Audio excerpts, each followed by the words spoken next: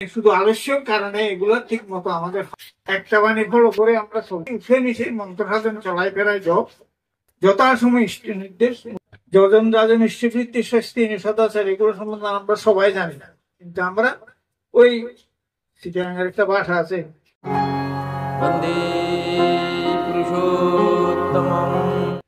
পরম শ্রী ঠাকুর উপস্থিত প্রতিনিধি কঠোপ্রাচমিকা যাদবদীর্ঘ সৃষ্টিনী এবং আমার ইষ্টপ্রাণ দাদারা মায়েরা সবাই আমার রামন্ত জয়গুরু।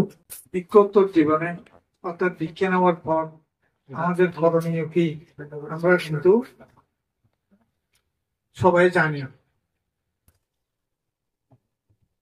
আলসি করে অর্থাৎ আলস্যতার কারণে এই করবো আজকে করবো কালকে করবো, সকালবেলা প্রত্যেকে উঠে ইষ্টবিধি করবো ইত্যাদি ইত্যাদি, মানে শুধু আলস্যর কারণে এগুলো ঠিক মতো আমাদের হয় না। এগুলো আমাদের কাটায় কাটায় পালন করার চেষ্টা করতে হবে। ঠাকুর বাণী দিয়ে বলেছেন, পূজনীয় বিদ্যুৎ একবার একটা কোথায় অনুষ্ঠানে বললেন,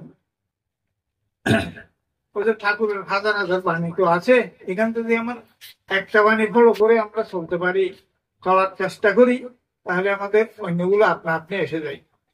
বাণীতে বললেন কি, উঠে নিচে মন্ত্র সাধন চলাই ফেরাই যথাসময় ইষ্ট নির্দেশ মুক্ত করাই তো। এই বাণীটার কথা বিশেষ করে দাদা বললেন যে একটা বাণীতে যদি ফলো করে চেষ্টা করি আমরা চলার জন্য, তাহলে আমাদের আস্তে আস্তে সবগুলো হয়ে যায়। ঠাকুর আর জায়গায় বলেছেন, পরম পিতার দেওয়া নাম দিনে 2-1 নিলে হয় না। যজন রাজন ইষ্টবৃত্তি স্বস্তি সদাচার এগুলো সম্বন্ধে আমরা সবাই জানি না, কিন্তু আমরা ওই চিটাগাঙ্গের একটা ভাষা আছে, হাতের আলসি মুখে ছাতা, এরকম একটা কথা আছে, ভাষা আছে, কিন্তু আমরা জানি বুঝি কিন্তু করি না বলে আমরা ঠিক মতো আমরা এগুলো পাইও নাই।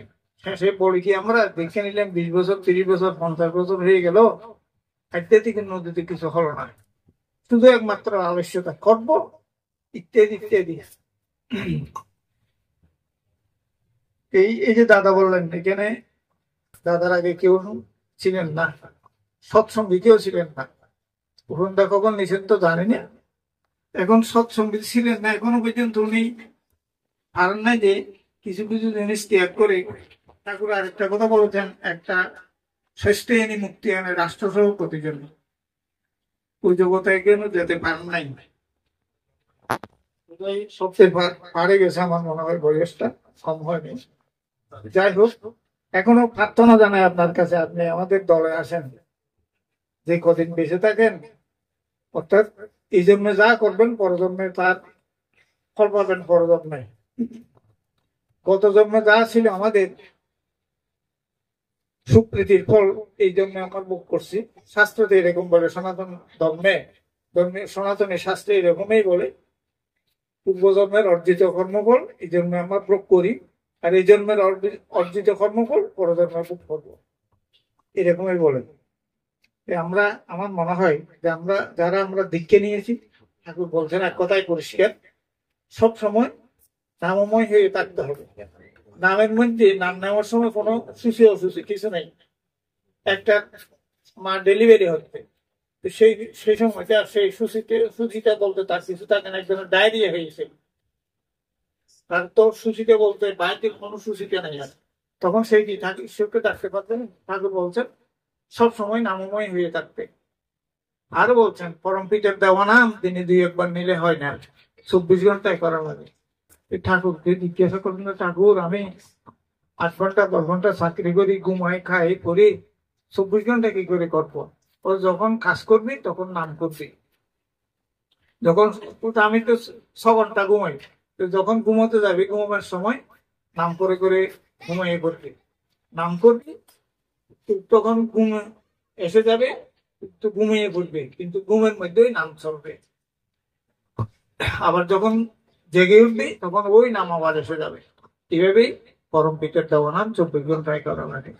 আমাদের একজন হয়তো সাধন বোধন শেষ হয় না, 84 লক্ষ জনে ভ্রমণ করে আমাদের মনুষ্য জন্ম প্রাপ্তির 60 লক্ষ হচ্ছে মনুষ্য জন্ম, 60 লক্ষ বার মানুষ হয়ে জন্ম নিতে হবে।